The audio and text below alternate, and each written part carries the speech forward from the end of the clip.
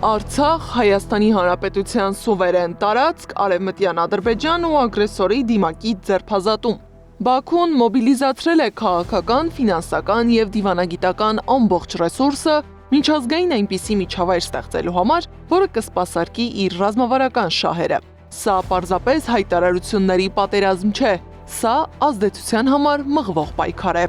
Միևնույն ժամանակ առաջ են մղում նաև Արևմտյան Ադրբեջան այդ կեղծ նարատիվը, հատկապես Արցախահայերի տեղահանությունից եւ Արցախի լիակատար օկուպացիայից հետո իրենց գլխավոր նպատակը հատկապես Եվրոպայում լոբիստական կազմակերպությունների միջոցով հենց Արևմտյան Ադրբեջան թեզը առաջ տանելն է։ Թուրք-ադրբեջանական տանդեմը միայն մարտի դաշտում չէ, որ համատեղ է գործում։ Անկարան բացում է դիվանագիտական դուռը, Բաքուն ապահովում ֆինանսական լծակները։ Մենք տեսնում ենք, որ բազմաթիվ դեպքերում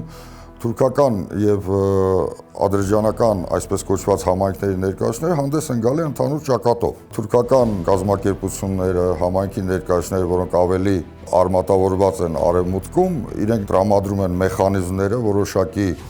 ազդեցության ճանապարհներ, իսկ ֆինանսավորման բեռը իր վրա վերցնում է Ադրբեջանը։ Ֆինանսական բաղադրիչն այս քաղաքականության առանցքային մասն է։ Խոսքը միլիարդավոր դոլարների մասին է, որոնք ուղղվում են քաղաքական որոշումների վրա ազդեցություն գործադրելուն, փորձագիտական դաշտում օրակարգ ձևավորելուն եւ մեդիա ազդեցություն ապահովելուն։ Միաժամանակ վերջին տարիներին նկատվում է լոբիստական ռազմավարության վերաձևում։ Մենք գիտենք, որ նաև Արցախը դարձրել են, այսպես ասած, տուրիստական կենտրոն, այնտեղ պարբերաբար հրավիրում են լրագրողների, տարբեր տուրիստական կազմակերպության ներկայացուցիչների եւ նրանց միջոցով հաջորդաբար միջազգային լրատվական գործակալություններում հրամցնում են այն ինֆորմացիան, որը ցանկալի է այդ թուրք-ադրբեջանական լոբիստական կոալիցիային։ Ադրբեջանական լոբինգն ակտիվացել է նաև օկուպացված Արցախում կատարված ավերածությունների եւ մշակութային վանդալիզմի հետևանքները քողարկելու ուղղությամբ։ Առաջնահերթությունների թվում է Զանգեզուրի միջանցքը, սակայն այստեղ Բաքուն գործում է ավելի նուրբ, հաշվի առնելով տարածաշրջանային բարդ հաշվեկշիռը եւ խաղաղության խաչմերուկ կոչվող օրակարգը։ Այս պահին իրենք առավելապես տեսանելի են հրեական կազմակերպությունների միջոցով արտերկրում։ Մենք եթե նախորդ տասնամյակի ընթացքում կտեսնեինք կոնկրետ Ադրբեջանից ֆինանսավորվող եւ այսպես ասած երիտ ադրբեջանցիներ իրենցից ենթադրող կազմակերպություններ Բրյուսելում, Գերմանիայում, Մեծ Բրիտանիայում եւ այլն, ապա այս պահին դրանք որպես այդպեսին չեն երևում, փոխարենը եկել է իրենց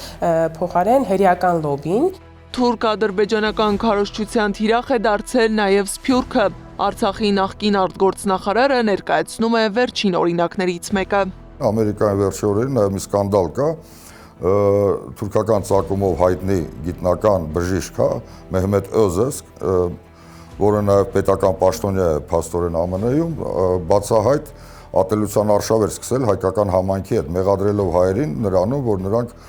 ազգովի զբաղվում են խարդախությամբ եւ խաբեությամբ։ Սակայն ազդեցության համար մղվող այս պայքարը միակողմանի չէ։ Հայկական Սփյուռքը նույնպես փորձում է ձևավորել հակազդեցություն Ադրբեջանին զսպելու համար։ Ադրբեջանի կառավարությունը, Թուրքիո կառավարությունը միլիոններ կվճարեն Ամերիկայի լոբիինգական գազམ་ագերբություններու որպեսզի մեկ կողմ դրվի Արցախի ցեղասպանական դեղահանումը, մեկ կողմ դրվի բանակներու հարցը, մեկ կողմ դրվի Հայաստանի անվտանգության հարցը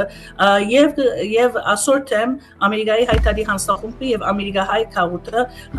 աշխատակցելով 50 նահանգներու մեջ, թե տաշնակցային մագարտակի վրա, թե նահանգային մագարտակի վրա, նույնիսկ դեղային մագարտակի վրա, ասորտեմ գաշխատի։ Լոբինգը դարձել է քաղաքական պայքարի առաջնագիծը, այն չի չափվում հայտարարություններով, այլ ազդեցությամբ, իսկ ազդեցության համար պետք է ոչ թե արձագանքել, այլ խաղալ նույն կանոններով։ Գառնի Մութաֆյան, Մհեր Դավթյան, Նոնա Գևորգյան, ABC Media։ Բաժանորդագրվեք YouTube-ի մեր ալիքին, հետևեք մեզ Facebook-ում, Telegram-ում, WhatsApp-ում, Instagram-ում ու TikTok-ում կամ այցելեք մեր պաշտոնական կայք www.abcmedia.am